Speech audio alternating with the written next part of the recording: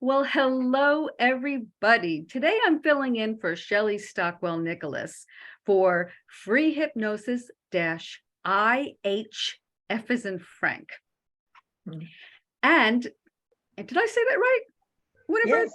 Okay, Yes. I get my letters mixed up sometimes. And today we're going to have such a fun, exciting time today because we're going to speak about psychic stories, true stories, a wonderful experience that have happened to us or to perhaps to people that we know, but it has to be true. So I'm going to throw out to the panel. We have Sue, we have Winifred and John and Grant and Maria today, and they are experts in hypnosis, but they are also experts in metaphysics and healing and energy. And you're going to learn a lot today. So the first question I'm going to throw out to you is, let's talk about dreams, psychic dreams. Perhaps you've had visitations in a dream. Perhaps they were prophetic. And what makes a dream psychic as opposed to just an ordinary regular dream? Who would like to comment on that? I have a dream. Okay, great, Sue. So, uh, my dream is about a friend of mine who was uh, was in a convalescent home, and it was during the pandemic, so you could not visit them. And when I would try to talk to her on the phone, she wouldn't really talk much. So I practiced connecting spiritually, which was awesome because not only could I feel my love go to her, sometimes I could feel it come back. And that's huge because she is a very non-expressive person. And to feel that come back to me was great. And so I didn't know that she had passed away. They let her family know, not me. And so it was about a week later. I didn't know she'd passed. And I had a dream and she was in it. And she was so beautiful and so touching and so intimate in a loving way, because we were like soulmates, but just friends, but super close. And so it was such an expression that then later I found out she had passed. Well, I'm sure that was the day that she had passed.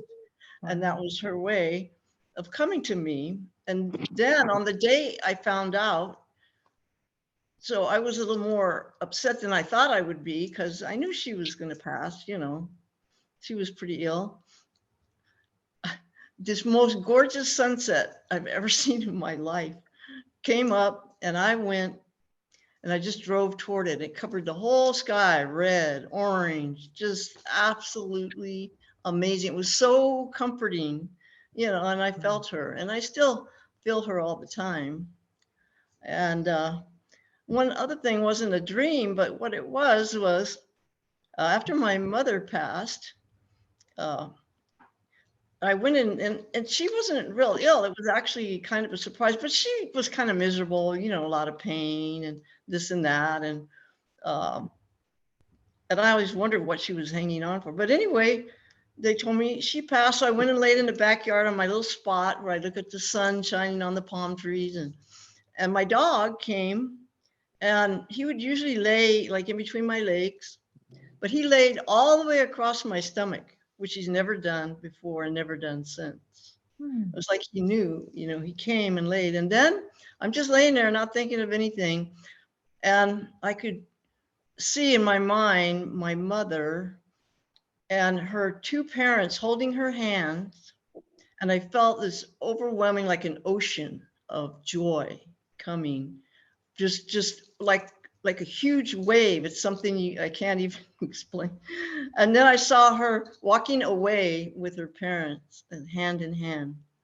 Oh, And it how was, wonderful. yeah, it was just so amazing that I'll never forget it. It gives me goosebumps still.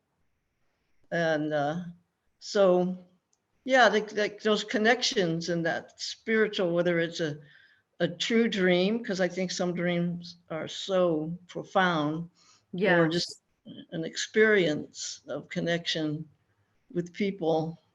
So thank you so much for sharing that, because there's so many people who lose a loved one and the void is so difficult, and you experience that connection through your feeling sense, and we call that clairsentience. Now, I believe that we all can feel and open up our clairsentience, but you also said that, because you referenced it a lot with between, the overwhelming feelings of their presence, and including the presence with the dog. And it was just a beautiful way. Do you believe, and I'm going to present this to the panel, does everybody else feel that all of us are psychic, or just a select few? Well, I will certainly say, after working with drug addicts, mentally ill, and really very, emotionally ill people, that they don't have the capacity, a lot of them, to even understand what that means. But I think that tons and tons of people have that capacity, but they either don't realize it or don't know how to connect, and to come on this show and be able to tell people, yes, you can do it. With people far away too that are alive, you can connect. Yes. I do think we all have the capacity, but it is tuning in. It's like anything, you have to practice and keep tuning in and tuning up. So well, Winifred, how do you tune in? Well, I guess I don't do it consciously, but I have a couple of little stories. One, I was at a workshop in Pennsylvania, an empowering women kind of workshop, although the person who wrote the 4 agreements was there. Can't say his name. Don. Yes. Yeah. Don, yes. Anyway, it was a wonderful, wonderful workshop. But just before dinner, the person running the whole thing said that we all have a soul, a guardian angel. Excuse me. And I didn't grow up with any sort of impressions of angels or anything like that. That wasn't in my upbringing. So I thought about, and they all said, so she said, if you want to access your guardian angel, ask for a sign. Just ask for a sign, and ask for it to come soon now, so that after dinner we can, perhaps some of us will have received signs and we can discuss it. And I thought, oh, sure, And then she said, your guardian angel is just waiting for you to say, please access me, please use me. They're just sort of drumming their fingers on the desk, waiting and waiting. And if you don't access them, it's exhausting. I mean, they're just waiting. So I thought, gosh, I better access my guardian angel and put her out of her misery. So I immediately thought of a sign, went off to dinner with my daughter, and we came back, and I almost tripped over a dead bird. But it wasn't just a dead bird, it was bright red. And I just stood back, and I could hardly breathe. And I looked at this thing, and Gina, my daughter, said, you asked for a bird? And I said, no, I asked for a really special feather. And she said, well, this is a dead cardinal. I had never seen one in my life, because I'd never seen one in New Zealand, certainly, and not in California. So I couldn't wait to get back to the workshop and tell her that I'd found that I'd asked for a feather, and I'd got this dead red cardinal. And the woman just rolled her eyes and looked up and said, well, you didn't have to send the whole bird. It was so funny. But I remember it specifically, and it has stuck with me. And if we have time, I have another extraordinary feather story. Can I tell it? Go for it, sure. Okay. When my sister died, we were all in her home, and this was in New Zealand, and she was actually laid out in her home in an open casket. We were all sitting around chatting and talking and drinking glasses of wine and telling stories, and her presence was so real and so wonderful, and I will never ever forget that.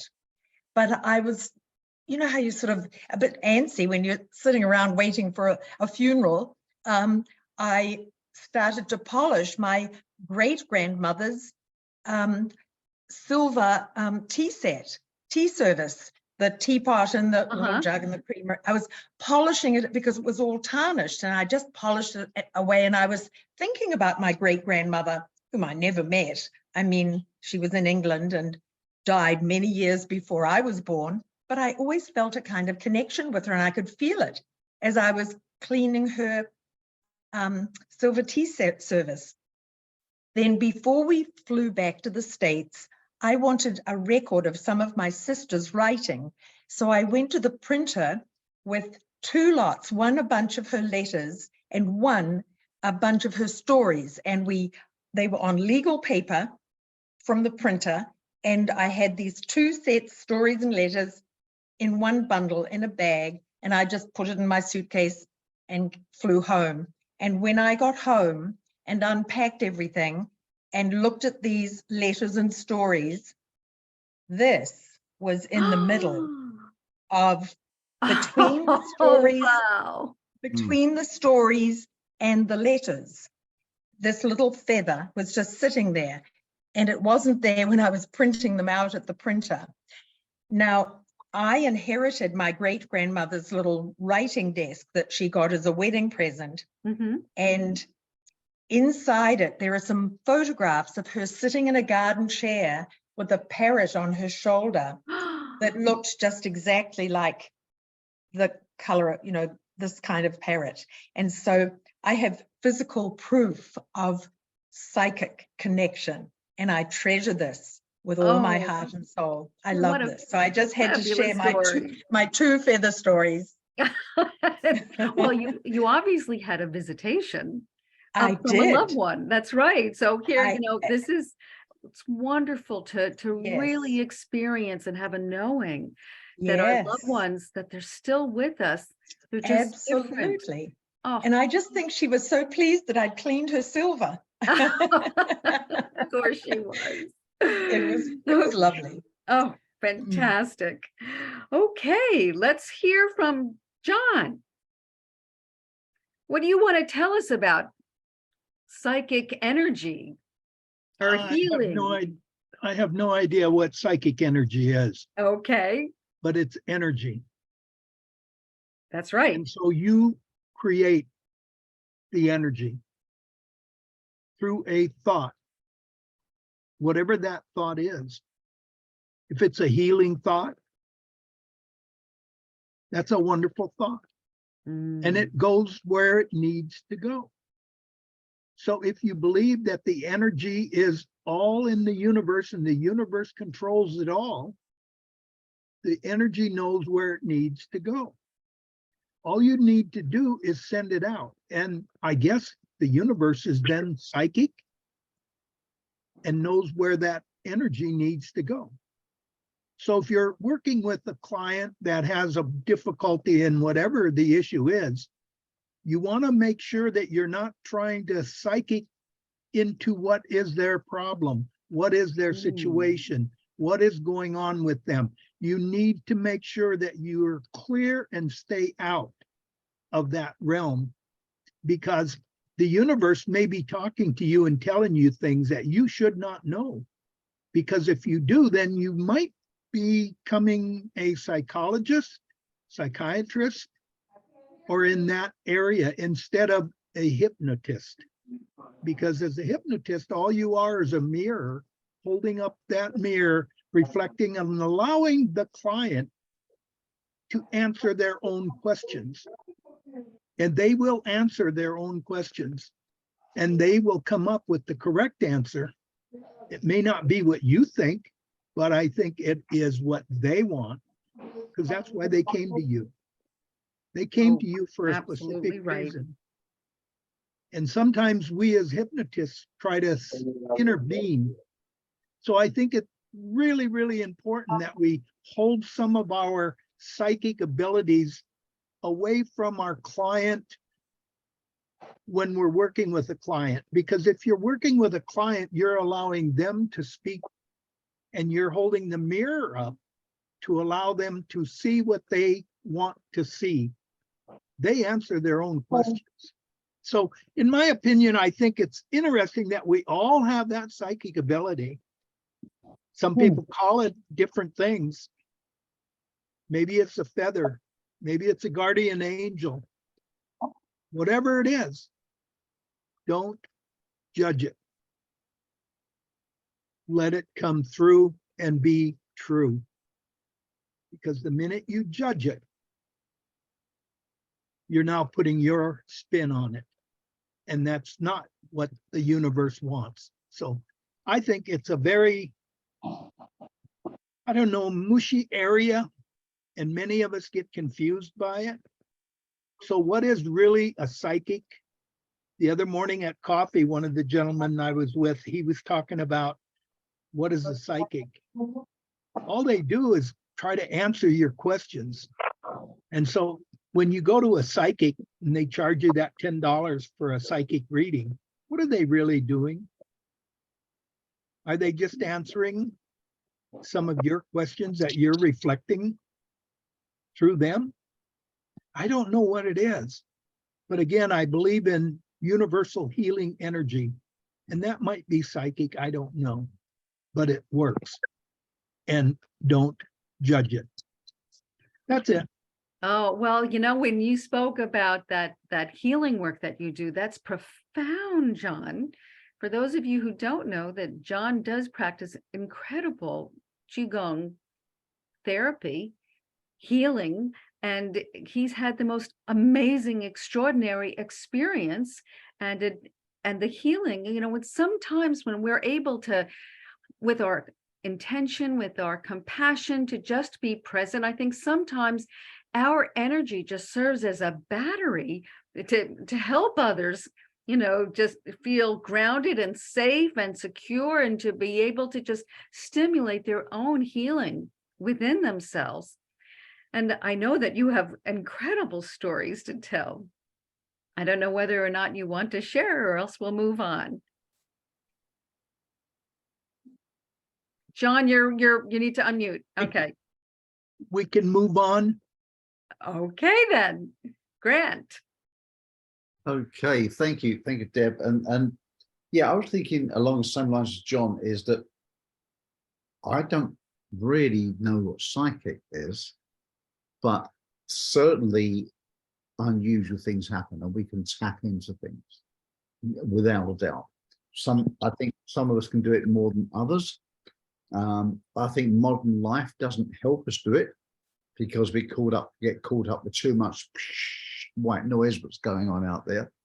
But I think when we do, and I've said this on these calls before, when we do slow down and tune in, then absolutely you can pick up on things, clues which are there all the time. I've done it with a member here before. We was talking about something, and I was talking about the presence exercise, which I said, long story short, I've done this on retreats, the presence exercise. And that's when you basically stare into someone's eyes opposite them for a few minutes, 30 seconds, then a minute, then 2 minutes, then like 10 minutes, then even up to 20 or 30 minutes.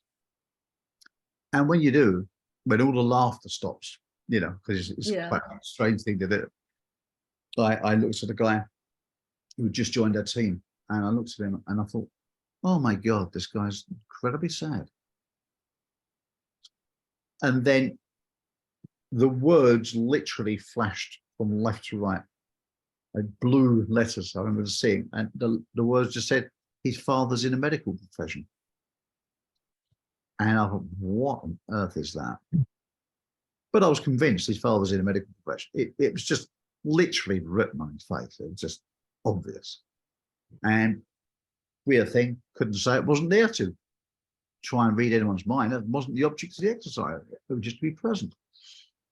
Next morning over breakfast, he came along and I just said, hey, have you been in this industry long? I know you just joined us and what's going on. He said, well, it was a time to do something new. I just split up with a long-term girlfriend, and I was having a really rough time. I was really broken-hearted. Well, there you go. He was sad. And he said, I said, so look, I don't know, are your parents still alive? They're around me. Were they like from this part of the field or that sort of stuff? No. My father's a postman. And I thought, I got that wrong. I got that really wrong, And he said, yeah, my father's a postman. Yeah, well, you know, he said he's a consultant. Anyway. And I said, oh, okay. And that's, and I said, well, that's it. I said, well, okay. He's a consultant. Yeah. He said, well, he used to have a business.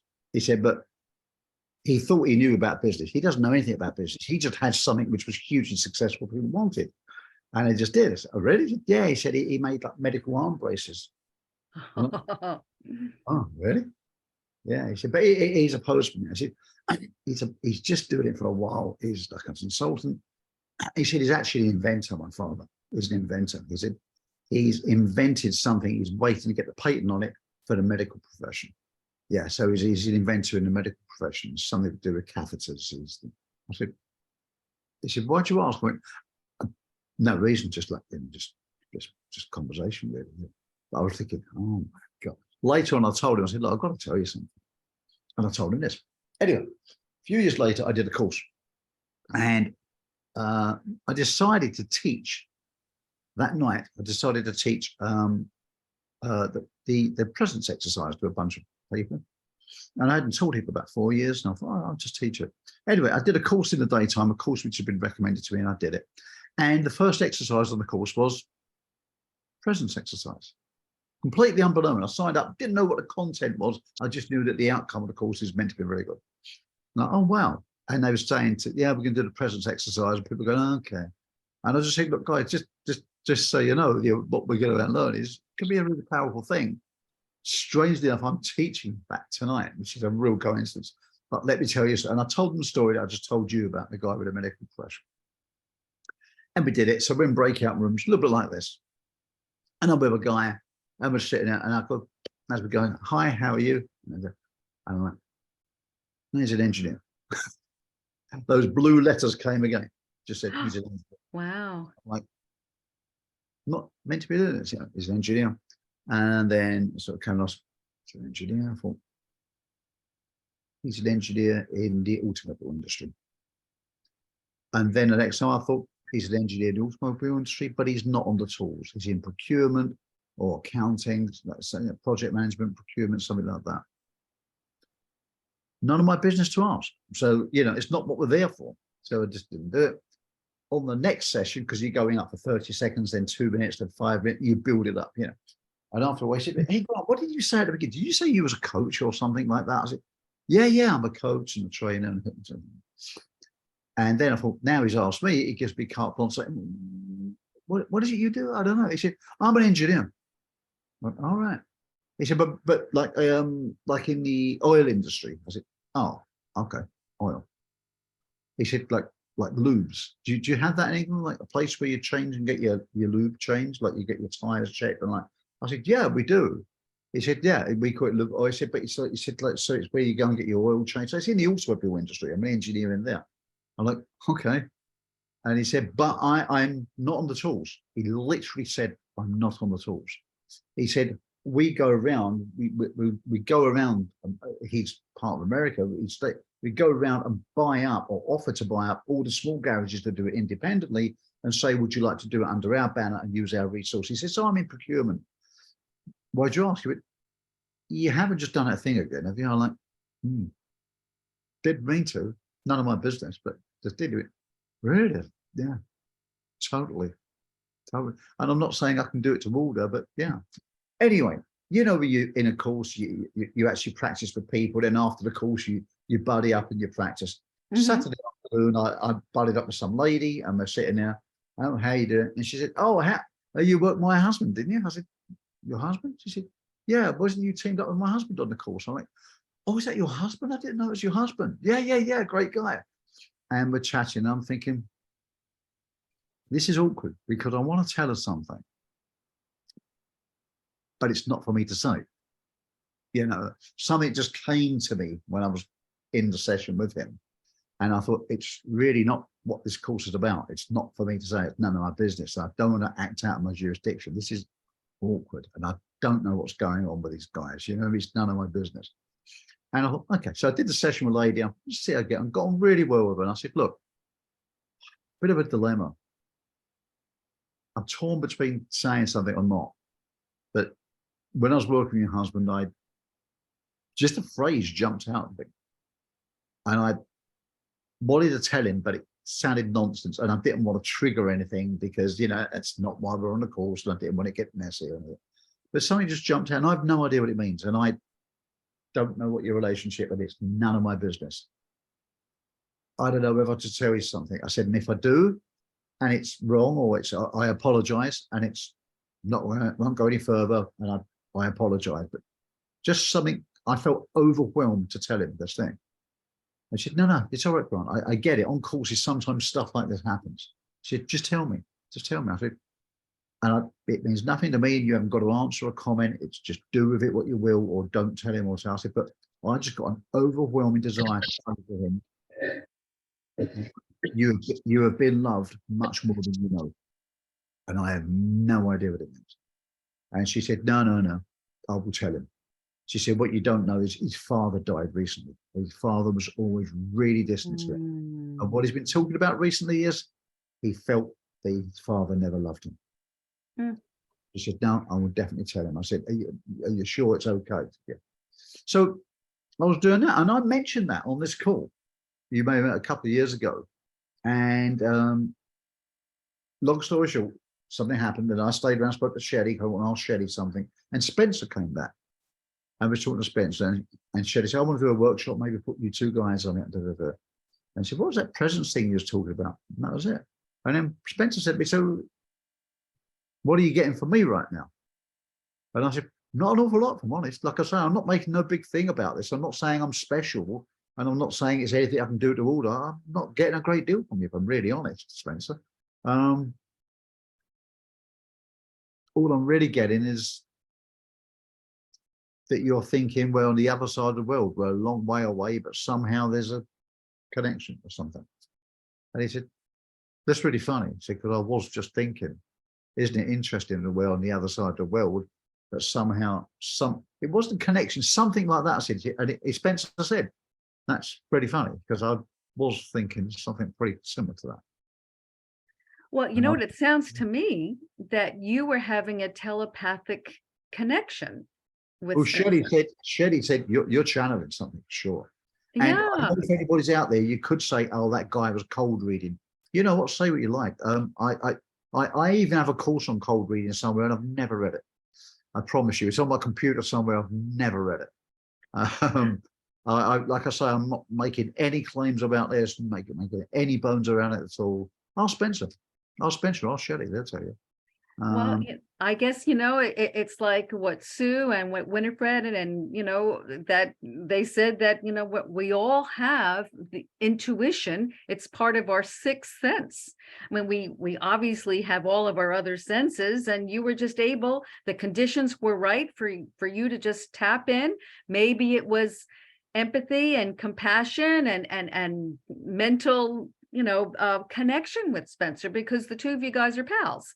So I just think that's wonderful. And then I thank you so much for sharing that story, because most of us think it's our imagination, but and there's many different ways that we can access our intuition, whether it's we get signs from loved ones, or whether sometimes maybe we'll hear a song that comes up, or we'll hear a conversation, which is exactly the answer that we were looking for, but they're just from complete strangers. Or maybe it's a feeling what Sue experienced, where you just feel enveloped in and also like the most amazing sign that Winifred experienced with the feathers, or with John. John can really feel energetic energy. And so there's many different ways that we can experience these intuitions. I've had so many fun, crazy, ridiculous stories, but they were so true throughout my whole entire life. And I might have shared this particular one with the panel, but I wanted to share it because it's a funny one, because I also have a bunch of scary ones, but this one's funny.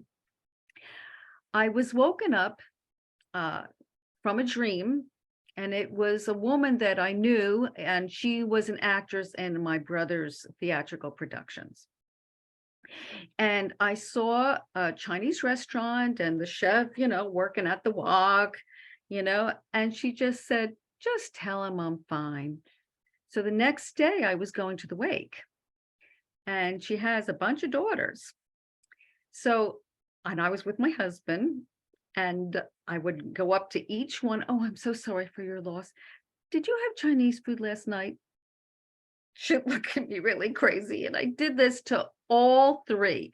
Well, I was so frustrated because I looked like an idiot. And I walked over to the casket and I said, this is not funny. You have to give me more signs. And what am I supposed to do with your information? Because it was so vivid. It was so real, the dream, in technicolor. And I mean, all my senses were alive. And that's why I knew it was important. And I said, I am not going over to your husband. So then, and my husband was like, what did you do? You were embarrassing me. And I said, I'm so sorry, but there was such an urgency.